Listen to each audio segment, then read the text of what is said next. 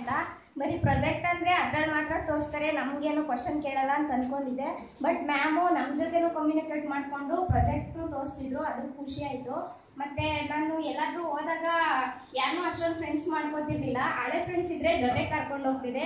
But madam ಹೇಳಿದ್ ನೋಡಿದ್ರೆ ಇನ್ನೂ ಜಾಸ್ತಿ ಹೊಸ ಫ್ರೆಂಡ್ಸ್ನ ಮಾಡ್ಕೋಬೇಕು, ಬಸ್ಸಲ್ಲಿ ಎಲ್ಲಾದ್ರೂ ಹೋದಾಗ ಬೇರೆಯವ್ರನ್ನ ನಾನೇ ಮಾತಾಡ್ಸ್ಬೇಕು ಅಂತ ನನ್ಗೆ ಅನ್ನಿಸ್ತು.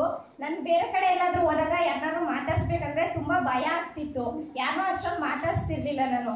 ಆದ್ರೆ ಮೇಡಮ್ ಹೇಳಿದ್ದು ಕೇಳಿದಾಗ ಹೊಸ ಫ್ರೆಂಡ್ನ ಮಾಡ್ಕೋಬೇಕು, ಇನ್ನೂ ಹೆಚ್ಚು ಫ್ರೆಂಡ್ನ ಮಾಡ್ಕೋಬೇಕು ಅನ್ನಿಸ್ತು. ಬೇರೆ ಫ್ಯಾಮಿಲಿ ಕಡೆ ಹೋದಾಗ್ಲೂ ಅಷ್ಟೇ, ನಾನು ನಮ್ಮ ಫ್ಯಾಮಿಲಿಯವ್ರ ಜೊತೆನೆ ಹೋಗ್ತಿದ್ದೆ, ಅವ್ರ ಜೊತೆ ಮಾತ್ರ ಮಾತಾಡ್ತಿದ್ದೆ, ಬೇರೆ ಯಾರ ಜೊತೆನೂ ಅಷ್ಟೊಂದು ಮಿಂಗಲ್ ಆಗ್ತಿರ್ಲಿಲ್ಲ. ಇವಾಗ ಅನ್ನಿಸ್ತಿದೆ ಬೇರೆ ಫ್ಯಾಮಿಲಿ ಜೊತೆನೂ ಮಾತಾಡ್ಬೇಕು, ಅವ್ರ ಜೊತೆನೂ ಮಿಂಗಲ್ ಆಗ್ಬೇಕಂತ ಅನ್ನಿಸ್ತಿದೆ. ಟೋಟಲ್ ಪ್ರೋಗ್ರಾಮ್ ಇಂದ ನಿನಗೆ ಏನ್ ಗೊತ್ತಾಯ್ತದೆ?